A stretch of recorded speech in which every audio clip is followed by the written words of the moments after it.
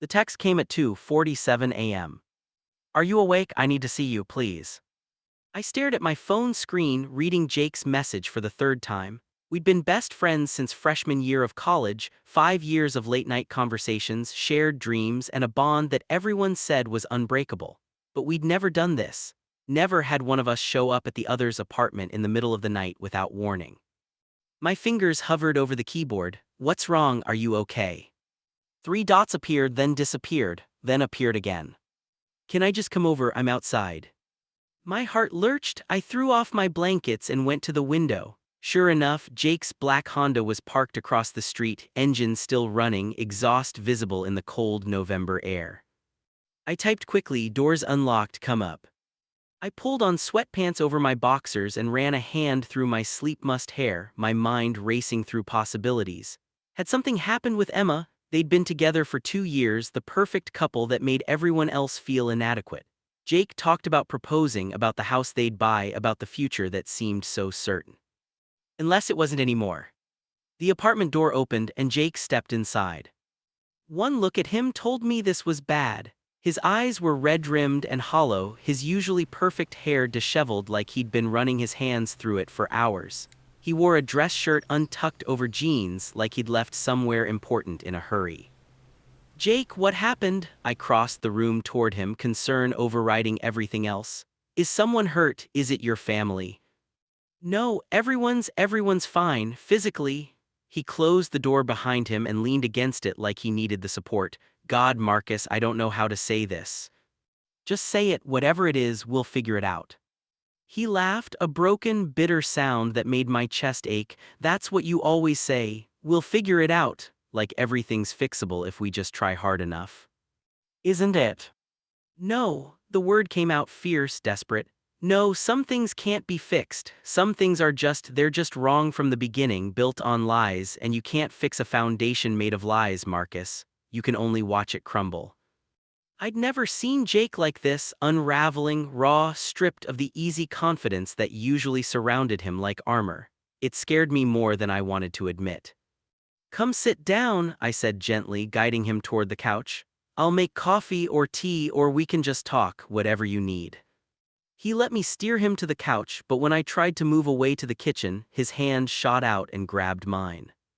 The touch sent electricity through my entire body, not because it was unusual for us to have casual physical contact, but because of the desperation in his grip. Like he was drowning and I was the only thing keeping him afloat. Don't, he whispered, don't go, his voice broke. I need you to just sit with me, please. So I sat, our hands still linked, his grip almost painful in its intensity. We stayed like that in silence, the only sound his ragged breathing and the distant hum of traffic outside.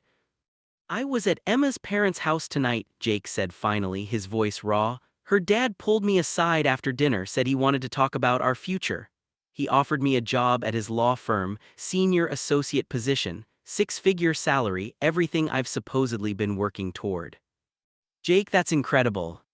He also said he'd already talked to the partners about making me junior partner within 5 years, that he was thinking of me like a son, that he was so happy Emma had found someone like me, someone stable, ambitious, normal. The way he said normal made my stomach turn. And then, Jake continued, his voice getting quieter, he showed me the ring he'd bought, for me to propose to Emma with, said it was a family heirloom 5 generations old and he wanted me to have it, to make it official, to become part of their family. What did you say? I said yes, Jake's laugh was hollow. I thanked him, I took the ring, I let Emma's mother hug me and cry happy tears, I smiled and nodded while they talked about wedding dates and venues and grandchildren. And the entire time all I could think was, I'm going to destroy them, every single one of them, because I'm living a lie and eventually the truth is going to come out and devastate everyone. My throat tightened. Jake, what are you talking about? He finally turned to look at me and the pain in his eyes was unbearable. I'm gay, Marcus. I'm gay and I'm in love with someone I can never have, and I've been pretending to be someone else for so long I don't even know who I really am anymore. The world stopped. For several seconds I couldn't process what he'd said, couldn't reconcile the words with everything I thought I knew about Jake, about us, about the past 5 years. I couldn't finish the sentence. Gay, yes, I've known since I was 16, maybe earlier. but I was so good at hiding it, at performing heterosexuality, that everyone believed me, including myself sometimes. His grip on my hand tight. But I can't do it anymore, Marcus. I can't marry Emma. I can't take her father's job and his ring and build a life that's fundamentally dishonest. I can't keep pretending that I'm happy when I'm dying inside. Does Emma know? No, nobody knows except now you. He pulled his hand away from mine and I immediately missed the contact. God, I'm sorry. I shouldn't have come here. I shouldn't have dumped this on you in the middle of the night. I didn't know where else to go. Don't apologize, I said, my voice steadier than I felt. Jake, I'm your best friend. This is exactly where you should come when you're struggling. Even when the struggle is this, he gestured helplessly at himself. Even when I'm telling you that my entire life is a lie and I'm about to blow it all up. Especially then. Jake stood abruptly, packing across my small living room. You don't understand, this isn't just about me coming out, it's about, he stopped, his back to me. It's about the person I'm in love with, the person I've been in love with for years while pretending to be happy with Emma. My heart was pounding. Who? Someone who's been there all along, someone I see almost every day, someone who, his voice cracked, someone who has no idea how I feel because I've spent 5 years making sure they never could. Jake, my voice came out barely above a whisper, who are you talking about? He turned around and the look on his face, pure anguish mixed with desperate hope, told me everything before he even said the words. You, Marcus, I'm in love with you. I have been since the day we met. The apartment was suddenly too small, the air too thin. I couldn't breathe, couldn't think, couldn't do anything but stare at him while my entire understanding of reality rearranged itself. That's impossible, I finally managed. You're with Emma, you've been with her for 2 years, before that there was Sarah and Melissa and… Shields, Jake interrupted. Every single one of them was a shield, a way to hide what I really felt, who I really wanted. He took a step toward me, his eyes bright with unshed tears. Do you know what it's like to be in love with your best friend, to see them every day and know you can never touch them the way you want to watch them date other people while you pretend to be happy for them? Yes, the word escaped before I could stop it. Jake froze. What? And just like that, my own carefully constructed walls began to crumble. Yes, I repeated, my voice shaking. I know exactly what that's like, Jake, because I've been in love with you since sophomore year. Since the night we stayed up until 4 a.m. talking about our dreams and you fell asleep on my shoulder and I realized I'd never felt that safe with anyone else. I've spent 3 years watching you with Emma, dying a little inside every time she kissed you, convincing myself that being your friend was enough because the alternative was losing you completely. Jake's face went through a dozen emotions in rapid succession: shock, disbelief, hope, joy, and then something that looked like devastation. He couldn't seem to form words. You've loved me this whole time. Yes. And I didn't see, he pressed his hands to his face. Oh God, Marcus, what have we done, what have I done? You were protecting yourself, I said quietly. You were doing what you thought you had to do to survive. But at what cost? Jake's hands dropped, revealing tears streaming down his face. I've wasted years we could have had together, years I spent lying to everyone, including the person I love most in the world. He crossed the room in 3 quick strides and grabbed both of my hands, pulling me to my feet. We stood face to face. Close enough that I could feel the heat radiating from his body, close enough to see the gold flecks in his brown eyes that I'd memorized years ago. Marcus, I love you, Jake said, his voice breaking on every word. I love the way you think about everything too much. I love how you always have to try every flavor before deciding which ice cream to get. I love that you cry at sad movies and pretend you don't. I love your laugh, your mind, your heart, your everything. And I'm so sorry it took me this long to be brave enough to say it. Tears were running down my face now too, Jake. Please, his grip on my hands tightened. Please tell me it's not too late. Tell me that we can try this, that I haven't completely destroyed any chance we might have had. I should have said yes immediately, should have pulled him into my arms and kissed him and told him that of course it wasn't too late, that I'd been waiting for this moment for years. But I couldn't, because there was one thing he hadn't mentioned yet, one massive obstacle standing between us and any possibility of happiness. What about Emma? I asked quietly. Jake's face crumbled. I know I have to tell her, I have to end it. I should have ended it months ago, years ago, before it got this serious, before her family started planning our future, before I let it go so far that breaking up will devastate her. But you're going to do it. I have to, I can't. He took a shaky breath. I can't marry her, Marcus. I can't build a life with someone I don't love, not when the person I do love is standing right in front of me. When? Tomorrow, I'll tell her tomorrow. He lifted one hand to cup my face, his touch gentle despite the trembling in his fingers. And then, if you still want me after watching me handle this catastrophically, maybe we can start figuring out what this is, what we can be. I leaned into his touch, allowing myself this one moment of weakness. I want that, God, Jake, I want that so much, but I need you to understand something. What? This isn't just about us. Emma loves you, her family has accepted you as one of their own. When you break up with her, you're not just ending a relationship, you're destroying the future they've all been imagining. The pain of that, I stopped trying to find the right words. The pain of that is going to be enormous for everyone involved. I know, fresh tears spilled down his cheeks. I know, and I hate myself for it. I hate that I let it get this far. I hate that I'm going to hurt someone who's only ever been kind to me. But Marcus, I can't keep living this lie. I've been dying slowly for years, suffocating under the weight of being someone I'm not. And if I don't do this now, if I don't finally choose myself, I never will. He was right, I knew he was right, but that didn't make what was coming any easier to face. Okay, I said finally. Tomorrow, you tell her tomorrow, and then, I pulled back slightly, needing to see his face clearly. And then we take this slow, we don't jump into a relationship immediately, we give everyone time to process, we figure out who we actually are when we're not hiding anymore. You're saying you want to wait, the disappointment in his voice was palpable. I'm saying I want to do this right, I've waited 3 years, Jake. I can wait a little longer if it means we build something real instead of just filling the void Emma's leaving. He nodded slowly, understanding even through the obvious pain. You're right, you're always right, it's infuriating. Despite everything, I laughed, not always, but about this, yeah, I think I am. So what happens now? Now you go home, you get some sleep if you can, tomorrow you have one of the hardest conversations of your life, and after, I squeezed his hands. After, we'll figure it out together. Together, Jake repeated like he was testing the word. I like the sound of that. Me too. We stood there for another long moment, neither of us wanting to let go. Finally, reluctantly, Jake stepped back. I should go, he said, it's late, and I need to prepare for tomorrow. Call me after, I couldn't help asking, after you talk to Emma, even if you just need someone to listen. Of course, he moved toward the door then paused. Marcus. Yes. Thank you for not hating me, for everything. I could never hate you, I said softly, even when I probably should. He smiled, a real smile this time, small but genuine. 3 years of pinning and you're still this patient with me, I definitely don't deserve you. Probably not, but you're stuck with me anyway. Best news I've heard all night. After Jake left, I stood in my empty living room for a long time, trying to process everything that had just happened.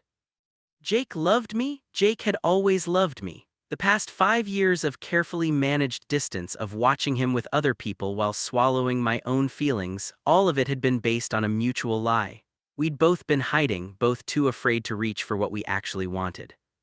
And now everything was about to change.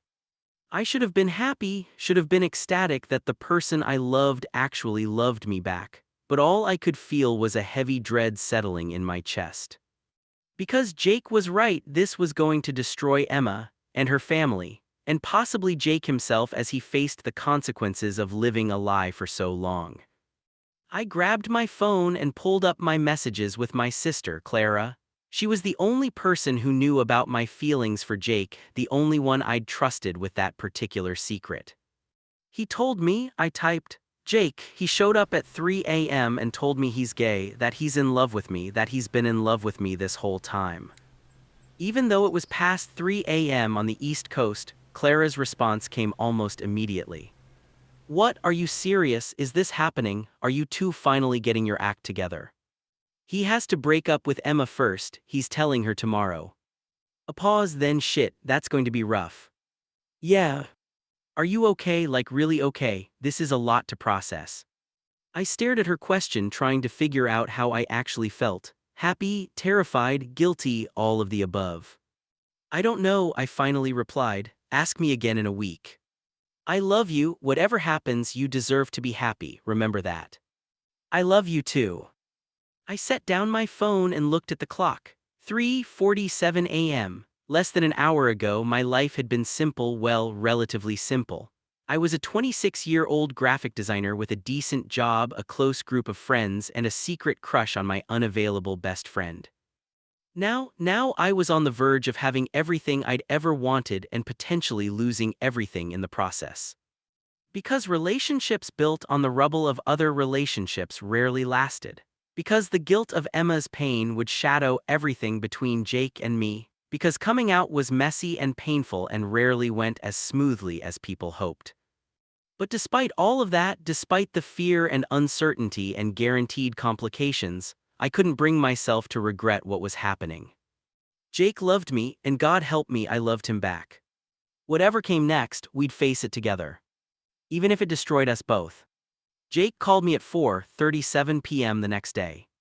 I answered on the first ring, my heart already racing. How did it go? Worse than I imagined. His voice sounded hollow, scraped raw, and I imagined it being pretty fucking terrible. Where are you? Sitting in my car outside her apartment building. I can't go back to our place yet, can't face the emptiness. Come here, I said immediately. I'm working from home today, just come here. Are you sure? I'm not good company right now, Marcus. I don't need you to be good company, I just need you to not be alone. A shaky breath, okay, I'm on my way. He arrived 20 minutes later looking like he'd aged 10 years in less than 24 hours. His eyes were red and swollen, his face pale, his entire body radiating grief and guilt in equal measure. I pulled him inside and wrapped my arms around him. He collapsed against me, his body shaking with silent sobs. I hurt her so badly, Jake whispered against my shoulder. God, Marcus, the look on her face when I told her. Tell me what happened from the beginning. We moved to the couch, Jake curling into himself like he was trying to become smaller. I sat beside him, close enough to touch if he needed it but giving him space to speak. I went over there around noon, Jake started, his voice monotone. Told her we needed to talk, she knew immediately something was wrong. I think she's known for a while actually, she just didn't want to admit it. What did you say? The truth, that I was gay, that I'd been lying to her for 2 years, that I loved her as a person but couldn't be in love with her because I'm incapable of being in love with any woman. He laughed bitterly. She asked if there was someone else, if I'd been cheating on her. My stomach dropped. What did you tell her? Another truth, that there was someone, that I'd been in love with them for years even while I was with her, but that nothing physical had ever happened, that I'd never cheated. How did she react? She asked who it was. Jake's hands were trembling. And I couldn't lie to her anymore, Marcus. I couldn't add one more lie to the mountain I'd already built, so I told her it was you. The air left my lungs, Jake. She said it made sense, that she'd always wondered about us, about how close we were. She said she'd convinced herself she was being paranoid, that she was imagining things, but deep down she knew, she always knew. How is she handling it? About as well as you'd expect someone to handle finding out their boyfriend of 2 years is gay and in love with his best friend. Jake's voice broke. She cried, Marcus. She cried and asked me how long I'd known, how long I'd been lying to her, and when I said years, that I'd known I was gay for years before I even met her, she just broke. I'm so sorry. She asked why I dated her if I knew I could never really love her. And I tried to explain about the hiding, about the fear, about thinking if I just tried hard enough I could make myself be someone I wasn't. But Marcus, you can't explain away that kind of betrayal. You can't justify using someone as a cover story for your real life. You cared about her. Caring isn't enough? Jake's voice rose, sharp with self-loathing. I should have cared enough to be honest with her from the start. I should have cared enough to not waste 2 years of her life on a relationship that was doomed before it began. But I didn't. Because I was a coward who chose his own comfort over her happiness. I didn't know what to say, because he was right. He had hurt Emma, had used her as a shield against his own truth. That wasn't something that could be easily forgiven or forgotten. Her father called me, Jake continued. About an hour after I left her apartment, he'd given me that ring, Marcus, that family heirloom, and I had to tell him I was returning it, that I couldn't marry his daughter, his voice cracked. That I'd been lying to all of them. What did he say? He was incredibly kind about it, which somehow made it worse. He said he'd suspected I was struggling with something, that he'd hoped I'd figure it out before it went this far. He asked me to give Emma space, to not try to contact her for a while, and then he said, Jake's face crumpled.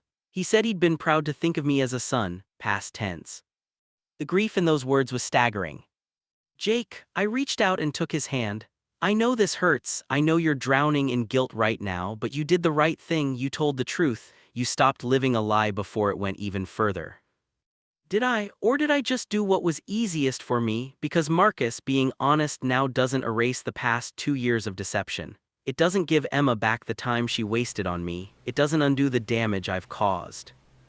No, I agreed quietly. It doesn't, and you're going to have to live with that, but staying with her, marrying her while feeling this way, that would have been worse for both of you. Would it? At least then I'd be the only one suffering. At least then I wouldn't have destroyed someone else's life. Jake, you're not thinking clearly. Aren't I? Tell me, Marcus, what's going to happen now? You and me, we're going to try to build something on the wreckage of Emma's pain. Every time we're together, I'm going to remember what I did to make it possible. Every kiss, every moment of happiness, it's all going to be shadowed by the guilt of how we got here. It doesn't have to be. Yes, it does, because I'm not a good person, Marcus. Good people don't do what I did. Good people don't use someone they claim to care about as camouflage while pinning for someone else. Good people don't let things go this far before finally being honest. I gripped his hand tighter. Stop, you made mistakes, you hurt people, but Jake, that doesn't make you irredeemable, you're human. You were scared and confused and trying to survive in a world that taught you your real self was wrong. That doesn't excuse what happened to Emma, but it does explain it. Explaining isn't the same as excusing. I know, but you can't hate yourself forever for being afraid. You have to find a way to forgive yourself eventually. How? The word came out broken, desperate. How do I forgive myself for this? I don't know, I admitted. But I know you can't do it alone, and I know that punishing yourself by staying miserable doesn't help Emma. The only thing that helps is moving forward, making better choices, being honest, living authentically. Living authentically, Jake repeated. You make it sound so simple. It's not simple, it's probably the hardest thing you'll ever do, but Jake, I paused, making sure he was really listening. It's also necessary. You can't build a real life on a foundation of lies. You tried that, it didn't work. He was quiet for a long time, processing. Then, what about us? Can we even have an us after everything that just happened? My heart ached at the vulnerability in his voice. I don't know, I want to say yes. I want to say we can start fresh, build something real together. But Jake, I meant what I said last night. We need time. You need time to process this, to grieve the life you thought you'd have, to figure out who you are outside of hiding. And you, what do you need? I need to know you're choosing me because you actually want to, not because I'm the easy option now that you've blown up your life. I need to know this isn't just a rebound or a way to avoid being alone with your guilt. It's not. Maybe not consciously, but Jake, you're in crisis mode right now. You're grieving and guilty and terrified. Those aren't the conditions under which people make their best decisions about relationships. So what are you saying? That we should wait? I'm saying we should be smart, take this slow, let the dust settle before we try to build something new.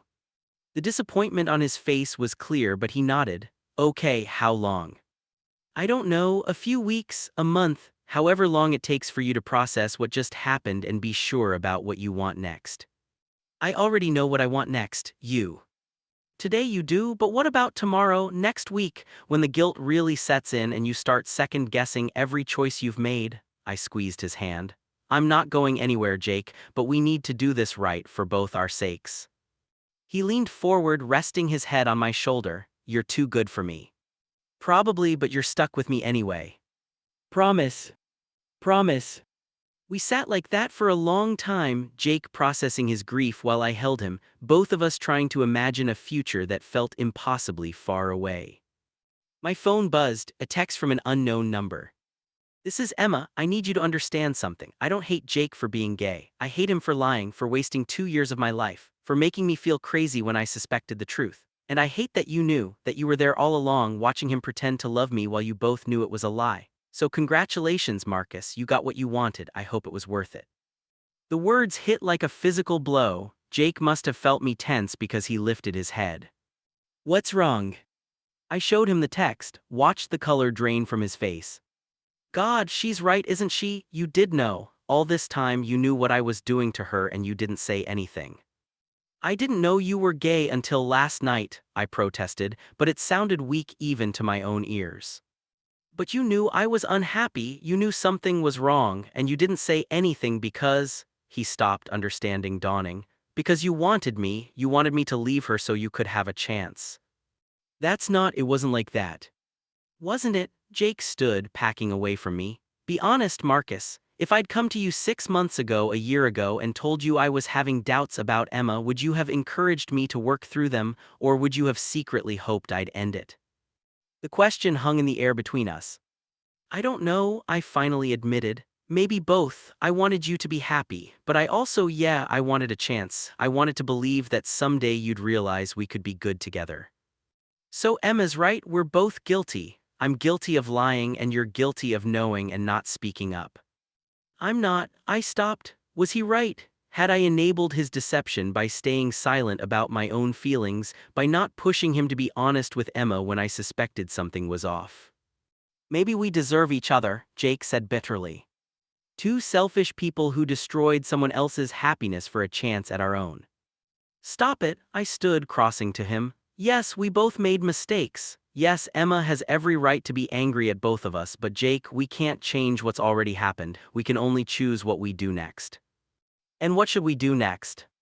I looked at him, this man I'd loved for years, now broken and guilty and spiraling, and I made a decision that hurt but felt necessary. I think you should leave, I said quietly. What? Not forever, but for now, you need space to process all of this without me clouding your judgment, and my voice caught, I need to figure out if I can live with my own choices, with the role I played in this mess. Marcus, please.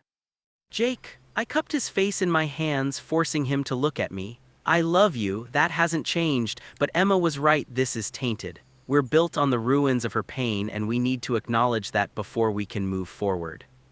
So this is it, we're not going to try. I didn't say that, I said we need time apart, to think, to heal, to figure out who we are outside of this toxic situation we've created. How much time? I don't know, but Jake, when you're ready, when you've processed everything and you still want us come back, and we'll try, for real this time, with no more lies. Tears streamed down his face. What if I'm never ready? What if the guilt eats me alive? Then I'll be here to pull you back from the edge, but I can't fix you, Jake. I can't make the guilt go away, you have to do that work yourself. He nodded slowly, understanding even through the pain. Okay, I'll go, give you space, give us both space. Thank you. At the door he paused. Marcus, last night when I grabbed your hand and told you I loved you, was that the happiest moment of your life? Yes. Mine too, he smiled sadly. Kind of fucked up that the best moment came right before everything fell apart. Maybe it's the beginning of something better, we just have to survive the falling apart first. And if we don't survive it, then at least we had last night, at least we had honesty, even if just for a moment.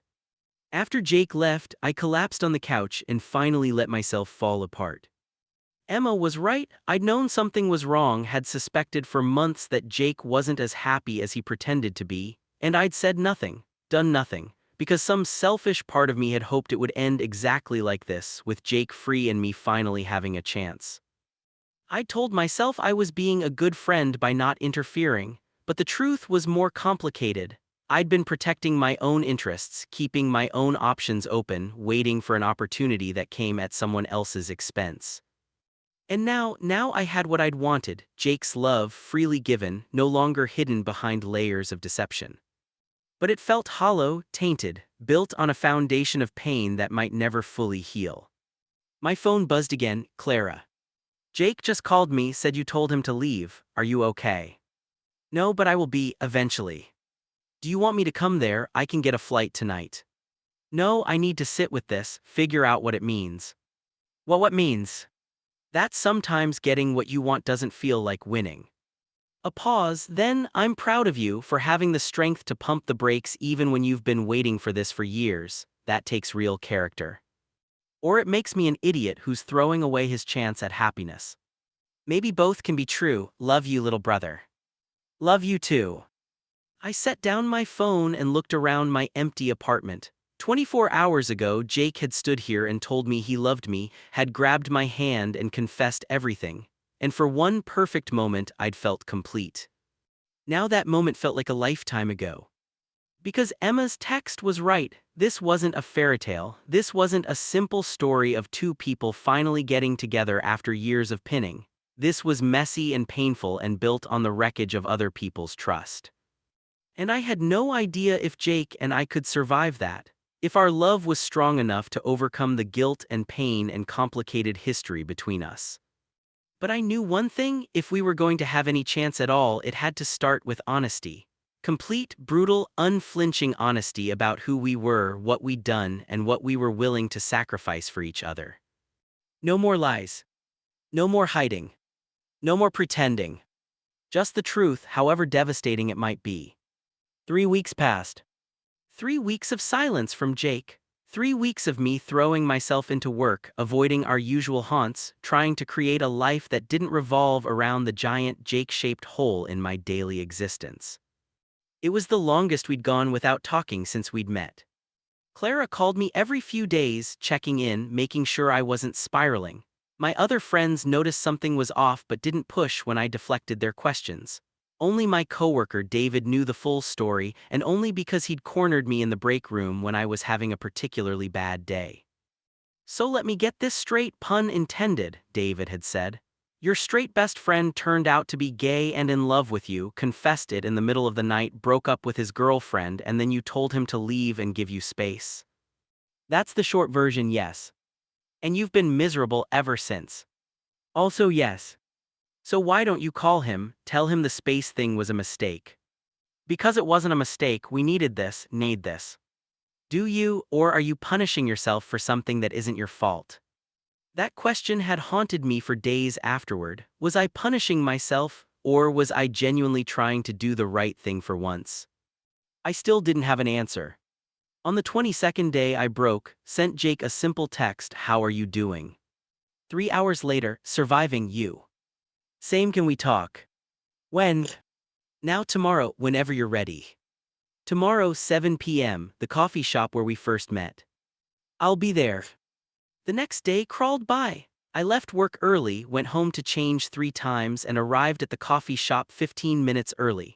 Ordered my usual drink and sat at our usual table by the window, the one we'd claimed 5 years ago during freshman orientation. Jake arrived exactly at 7, looking thinner and more exhausted than I'd ever seen him. But when his eyes met mine, something in my chest clicked back into place. "Hi," he said, sliding into the seat across from me. "Hi. You look good." "Liar, I look like I haven't slept properly in 3 weeks." A small smile. "Okay, you look like someone who's been through hell but still good to me anyway." "How are you, really?" Jake wrapped his hands around his coffee cup like he was trying to absorb its warmth. "I've been better and worse, mostly just existing, going through the motions." "Have you talked to Emma?" "No, her father said she needs space. I'm respecting that." He paused. "But her best friend called me last week, said some things I probably deserved to hear, about being selfish, about being a coward, about destroying Emma's ability to trust." That must have been hard. It was necessary. I needed to hear it from someone who wasn't trying to spare my feelings. His eyes met mine. "I've been in therapy 3 times a week, working through the guilt, the shame, all of it." "That's good, that's really good, Jake." "My therapist asked me what I want out of life now that I'm not hiding anymore. And Marcus," his voice caught, "every answer came back to you, every single one." My heart stuttered. "Jake, let me finish, please." He took a deep breath. "I know I hurt Emma, I know I made terrible choices that I can't undo, but I also know that staying with her, continuing to live that lie, would have hurt her even more eventually. Maybe not right away, but when she realized I could never love her the way she deserved, when we got married and had kids and I still couldn't fully commit, that would have destroyed her even more completely than this did." "You don't know that."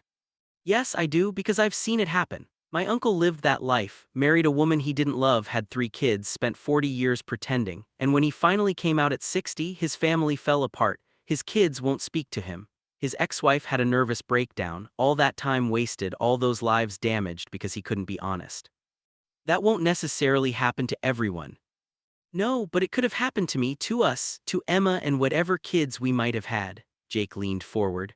I know you told me to take time to think about whether I really wanted this, and I have. God, Marcus, I've done nothing but think for 3 weeks. About you, about us, about what I want my life to look like. And I want you. I want to wake up next to you and go to sleep holding you and build a life that's actually mine instead of something I'm performing. I want to stop hiding and start living. And yes, I'm still carrying guilt about Emma. I probably always will, but I can't let that guilt keep me from choosing happiness now. I felt like I was standing on the edge of a cliff trying to decide whether to jump. What if it doesn't work? What if we try this and realize we're better as friends? Then at least we tried, at least we gave ourselves a chance instead of spending the rest of our lives wondering what if. And Emma's pain, we just accept that we're built on the ruins of her relationship. No, Jake's voice was firm. We acknowledge it, we carry it. We let it make us better people, more honest people, more careful with others' hearts. But Marcus, we can't let someone else's pain keep us from living. That doesn't honor Emma's hurt, it just means more people are suffering. He was right, I knew he was right. But accepting it meant letting go of the guilt I'd been using as a shield, as a reason not to risk everything on this impossible relationship. I'm scared, I admitted. Terrified, actually, of losing you, of this not working, of waking up one day and realizing we destroyed 3 people's lives for nothing. I'm scared too, but Marcus. Jake reached across the table and took my hand, the same gesture from 3 weeks ago that had started everything. I'm more scared of losing you by not trying than I am of trying and failing, so please, please give us a chance. I looked down at our joined hands, at the physical manifestation of 5 years of wanting and 3 weeks of agonizing and a lifetime of questions. And I made my choice. Okay, I said quietly. Okay, we try, but Jake, we do this right. No more lies, no more hiding. We're honest with each other, with ourselves, with everyone around us, even when it's hard, especially when it's hard. The smile that broke across his face was like sunrise after the longest night. I can do that, I can do honest. And we take it slow, we don't rush into moving in together or making grand declarations. We date, like actual dating, not just hanging out like we always have. I can do slow, he paused. How slow are we talking? I don't know, slow enough that we're sure, slow enough that we're choosing each other for the right reasons. Can I kiss you, or is that too fast? My breath caught, we'd never kissed. In 5 years of friendship, through all the near misses and charged moments, we'd never crossed that line. Here now in the coffee shop where we met. Why not seems poetic. Jake, there are people. I don't care, his thumb brushed across my knuckles. I'm done hiding, done caring what strangers think. I love you, Marcus Chen, and I want to kiss you in public where everyone can see that you're mine and I'm yours. Words failed me. Yes, okay, yes. Jake stood, pulling me up with him. We stood in the middle of the coffee shop, surrounded by the murmur of conversation and the hiss of the espresso machine, and he cupped my face with both hands. I've imagined this about 1,000 times, he whispered, but I bet the reality is better. Then he kissed me. It was soft and tentative and perfect. His lips were warm against mine, tasting like coffee and courage and all the words we'd never been able to say. For a moment the world fell away, no coffee shop, no curious onlookers, no guilt or fear or complicated history, just us finally honest. When we broke apart, I realized I was crying. Happy tears, Jake asked, wiping them away with his thumbs. Happy tears, I confirmed. Just give me a minute, I've been waiting 5 years for that. So have I, and Marcus. He kissed me again, quick and sweet. It was worth the wait. We left the coffee shop hand in hand, both of us giddy and terrified and barely able to believe this was real. As we walked back to my apartment, Jake told me about his therapy sessions, about coming out to his family, which had gone surprisingly well, about the support group for late bloomers he'd started attending. There are so many of us, he said, people who took years to figure themselves out, people who tried to be straight and failed, people who hurt others in the process of finding themselves, and we're all just trying to do better, be better. How does it feel being out? Terrifying, liberating, both at once, he squeezed my hand. But mostly it feels right, like I'm finally living in my own skin instead of a costume. At my apartment, we sat on the couch, the same couch where Jake had confessed everything 3 weeks ago. But this time, when he leaned against me, there was no crisis, no desperate confession, just comfort, just us. I called Emma's father yesterday, Jake said quietly. Returned the ring in person, apologized for everything, for the lies, the time wasted, all of it. How did that go? He was gracious about it, said he'd suspected for a while that something was off, that he'd hoped I'd figure it out before proposing, but that he understood why I didn't. Jake's voice got quieter. He also said Emma was doing better, that she started dating again, that she's building a life that doesn't include me. That's good, right, that she's moving forward. It is, but it also, he stopped, struggling with words.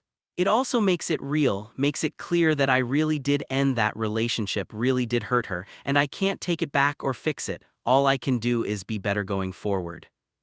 That's all any of us can do. We were quiet for a while, both processing. Then Jake said, my therapist thinks I should write Emma a letter, not to send, she doesn't want to hear from me, but just to get everything out. All the apologies, all the things I wish I'd said, all the regret. Are you going to? I don't know, part of me thinks it's self-indulgent, like I'm just trying to make myself feel better by apologizing, but part of me thinks maybe it would help me process and move forward. What does your gut say? Jake thought about it. My gut says I need to do it, need to put words to everything I'm feeling so I can start letting it go. Then do it, write the letter, and if Emma ever wants to read it someday, you'll have it. When did you get so wise? I've always been wise, you just never listened. He laughed, a real laugh, the first one I'd heard from him in weeks. Fair point. We ended up falling asleep on the couch, tangled together, the TV playing something neither of us was watching. And when I woke up at 3 a.m. with Jake's head on my chest and his arm across my waist, I felt something I hadn't felt in weeks. Hope. Real, tangible hope that we might actually make this work. That the love we'd hidden for so long might actually survive being brought into the light. That all the pain and guilt and complicated history might actually lead somewhere good. It was too early to know for sure, too early to make promises about forever. But for now, for this moment, it was enough to know that we were trying. Together. Honestly. Finally. The gallery opening was packed. A mix of Jake's architecture colleagues, my design friends, and people neither of us knew but who'd heard about the show and wanted to see it. Nervous? Jake asked, his hand warm in mine. Terrified, I admitted, looking at the photographs lining the gallery walls. These are so personal, I can't believe I agreed to display them publicly. They're beautiful and honest, people need to see them. The photography series was called Coming Out of Hiding, 50 portraits of LGBTQ+ people who'd come out later in life, each accompanied by a short statement about their journey. Jake was photograph number 17, his portrait showing him laughing, genuinely happy, with the caption, I spent 26 years trying to be someone else. Now I'm just trying to be me. Emma was in the series too, photograph number 33. She'd agreed to participate after months of discussion, her portrait showing her looking directly at the camera with fierce strength. Her caption read, I learned that sometimes love isn't enough, sometimes honesty matters more.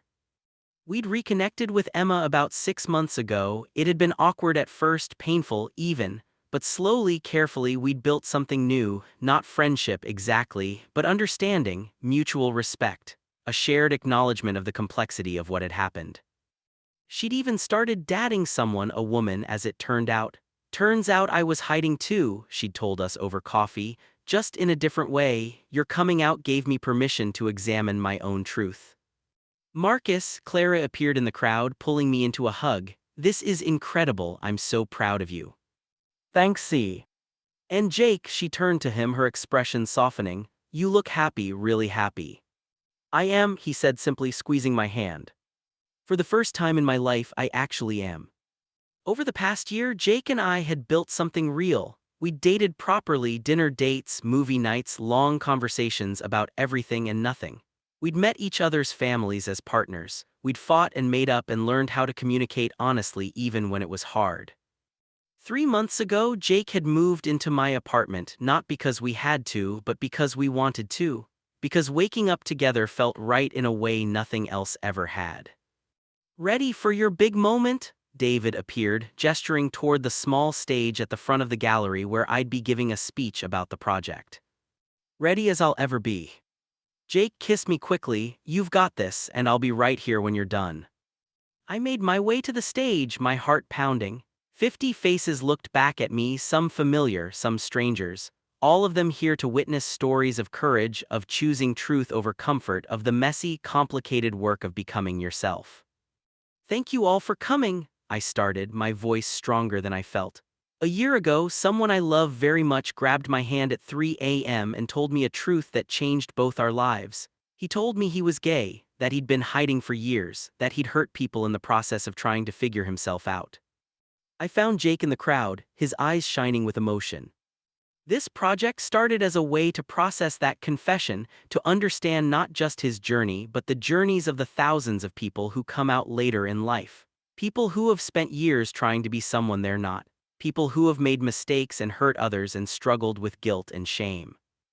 I gestured to the photographs lining the walls. These are their stories, stories of courage and fear and the complicated reality of living authentically. And what I learned from creating this series is that coming out isn't a single moment. It's a process, a daily choice to be honest, to be vulnerable, to be yourself even when it's terrifying. I paused, looking directly at Jake. The person who inspired this project taught me that love requires truth, that you can't build real intimacy on a foundation of lies, and that sometimes the bravest thing you can do is admit you've been wrong and choose to do better. There was more to the speech, about the artists who'd helped, about the technical process, about the goal of the series. But the core of it was simple. This was a love letter. To Jake, to everyone who'd struggled with their identity, to the messy, painful, beautiful process of becoming real. After the speech, people crowded around the photographs, reading the captions, talking among themselves. I watched them engage with the work, saw the recognition in some faces, the curiosity in others. Emma appeared beside me, looking at her own portrait. Thank you for including me. Thank you for letting me. I know it wasn't easy. Nothing about this past year has been easy, she smiled, but there was sadness in it. But I'm glad you're documenting it, making sure people understand the full picture, not just the happy ending. Is there a happy ending? I think so, just not the one any of us expected. She gestured toward Jake, who was talking animatedly with a group of visitors. He looks good, you both do. We're trying. I can tell, and Marcus, I'm happy for you, really. It took me a long time to get here, but I am. That means a lot. She squeezed my shoulder. Now go be with your person, I have a date to get to anyway. As she left, Jake appeared at my side, sliding his arm around my waist. Did I mention I'm incredibly proud of you? Once or twice? Well, I'm saying it again, this is, Marcus, this is important. What you've created here matters. I leaned into him, letting myself feel the full weight of the moment. A year ago, I couldn't have imagined this, standing in a gallery full of people with Jake openly at my side, celebrating the truth we'd both been too afraid to speak. A year ago, we were hiding, lying, hurting each other and ourselves. Now we were just living, honestly, messily, imperfectly, but authentically. I love you, I said, not caring who heard. I love you too, Jake replied, and Marcus, thank you. For what? For being brave enough to tell me the truth when I confessed at 3 a.m., for giving me space when I needed it, for choosing to try despite all the reasons not to, for, his voice caught, for loving me even when I was a mess. You're still kind of a mess. True, but I'm your mess now. Lucky me. We stood there together, surrounded by stories of courage and truth, and I thought about that night a year ago. The night Jake grabbed my hand and said words that destroyed my carefully constructed world. He'd been right to destroy it. Because on the other side of that destruction was this, a life built on honesty, a love that didn't require hiding, a future we were creating together, one brave choice at a time. It wasn't perfect. We still struggled with guilt sometimes, still had hard conversations, still faced judgment from people who didn't understand our history. But it was real, and it was ours. And for the first time in my life, I wasn't afraid of what came next. Because whatever it was, we'd face it together. Honestly. Bravely. Finally free.